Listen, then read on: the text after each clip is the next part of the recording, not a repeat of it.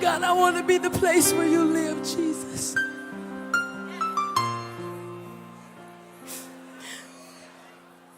I stand in awe of your presence, the beauty of your righteousness. We need a touch from your grace. Hi, my beauties. It's the Quintessential Woman, and I'm back. Got some updates. Gonna share some things with you guys. So if you want to be abreast of all my changes, then just keep on watching. Okay, my beauties. So I'm back. Great news that I'm so excited to share. I got authorized for my surgery.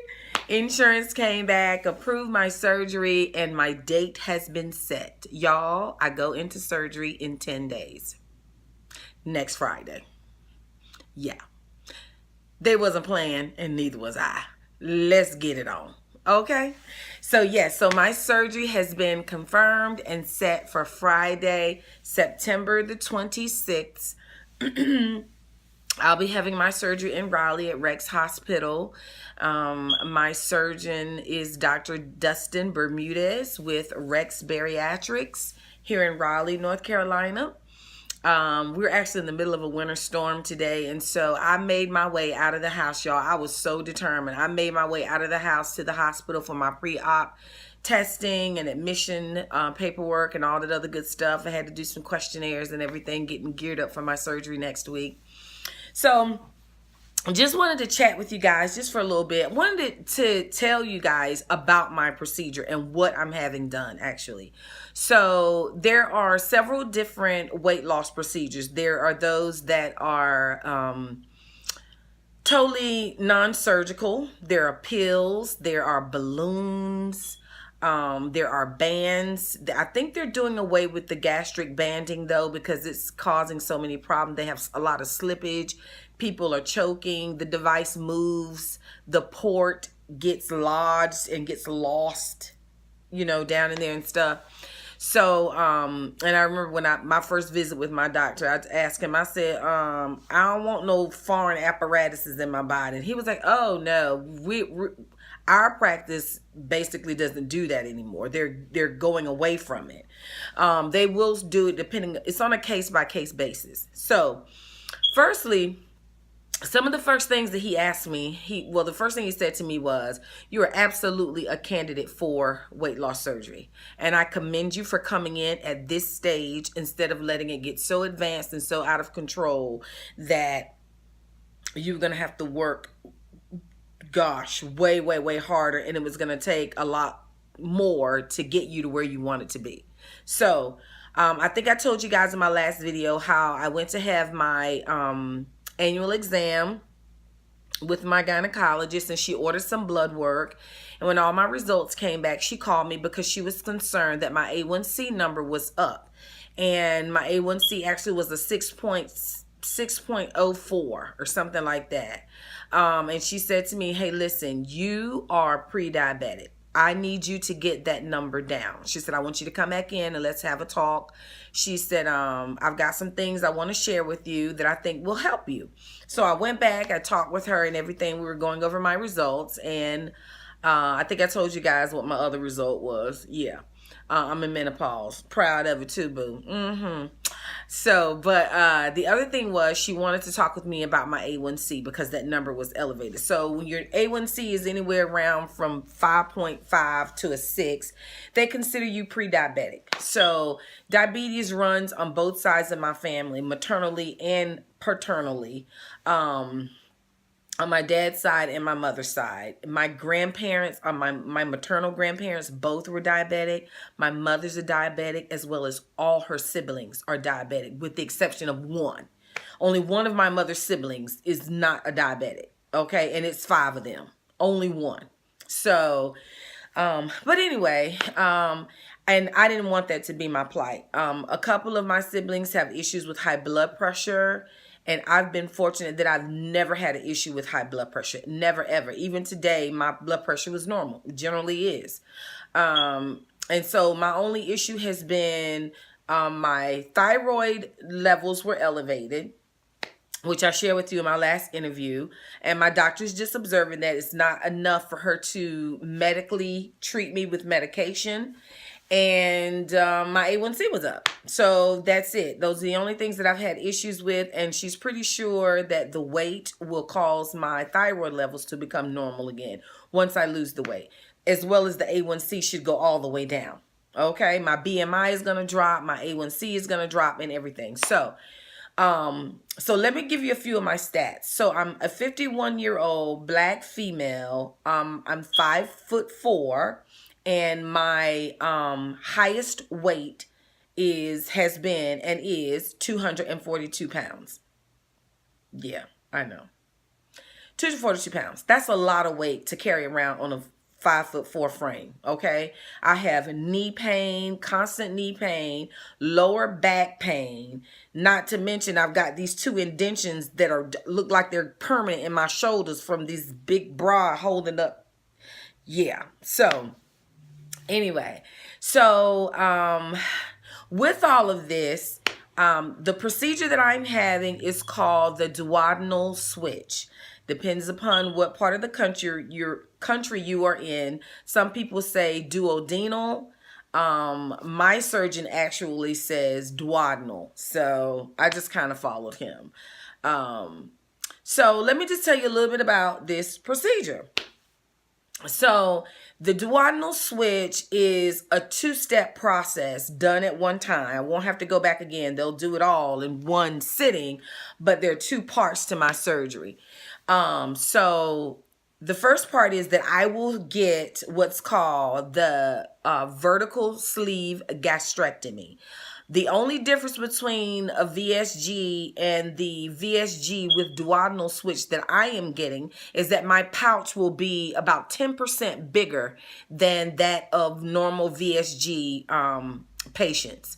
So with the duodenal switch, the part that is in addition to my getting the sleeve is that he will disconnect my small intestine from my duodenum, which is where food exits the stomach into the small intestines. He will remove the small intestine and he will reroute the large intestine up to my duodenum.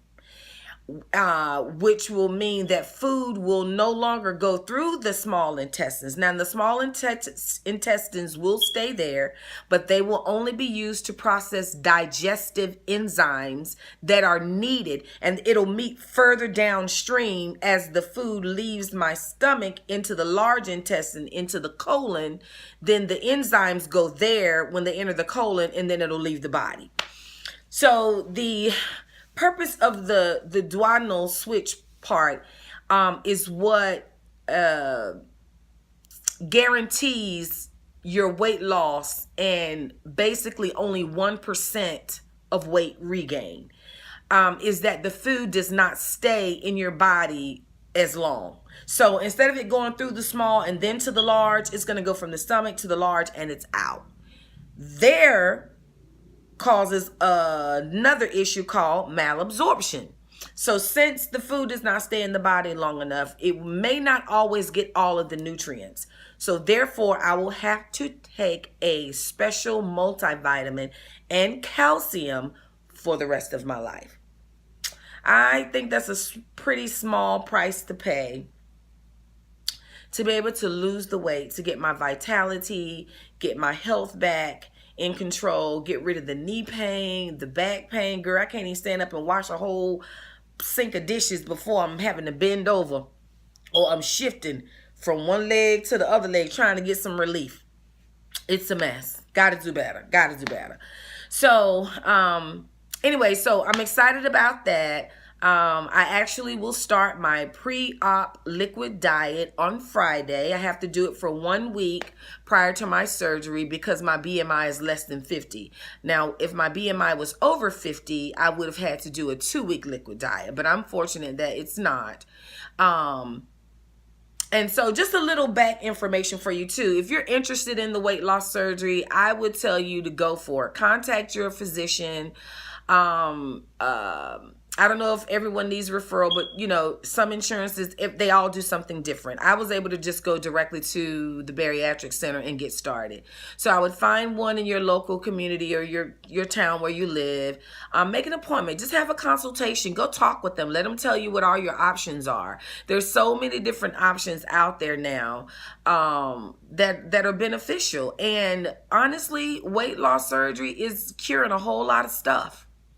Gets rid of high blood pressure, diabetes, sleep apnea, so many others that it's not coming to mind right now. But it really, in the long run, is saving people money all the way around. And it's, you know, it's making you healthier. You know, I got at least another 50, 60 good years, honey. And I want to be healthy. I don't want to be walking around with bad knees trying to wear some 5-inch pumps. Hey, that is not cute, okay?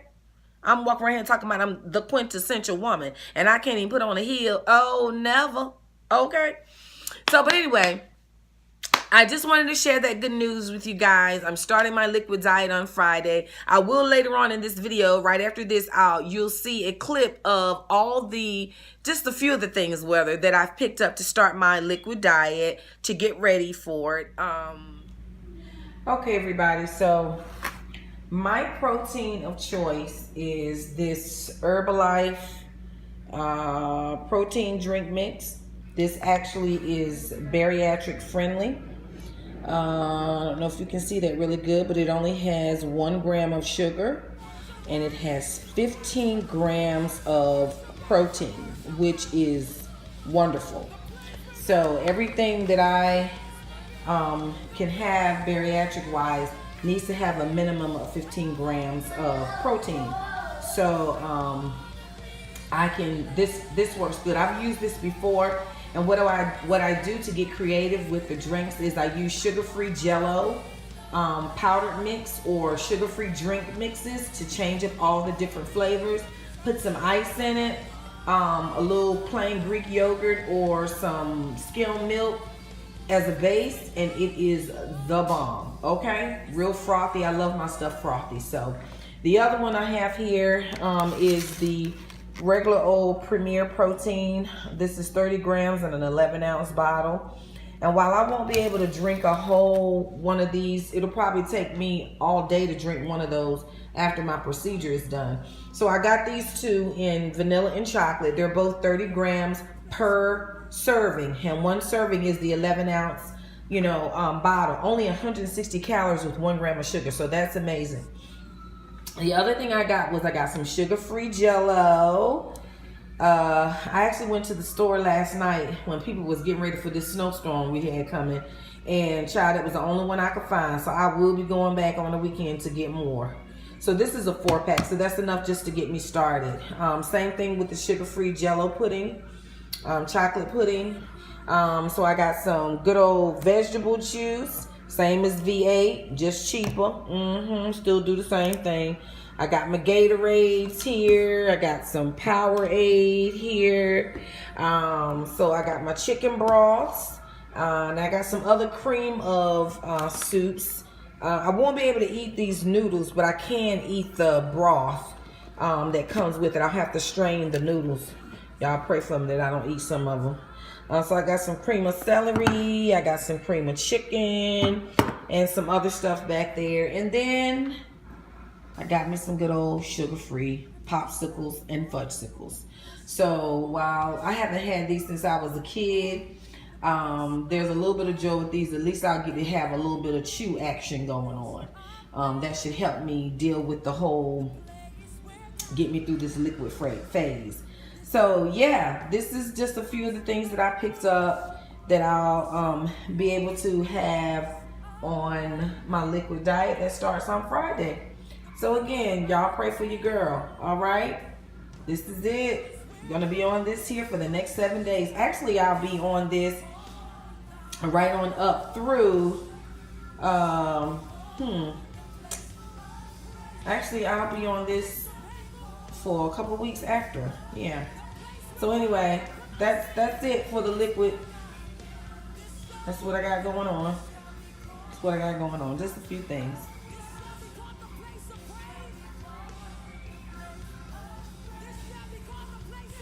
yeah, and I'm on my way, guys. I'm so excited. I thank you again for your support. I'm so looking forward to this, and there's just much more to come from the Quintessential Woman. All right, and until then, bye. Love ya.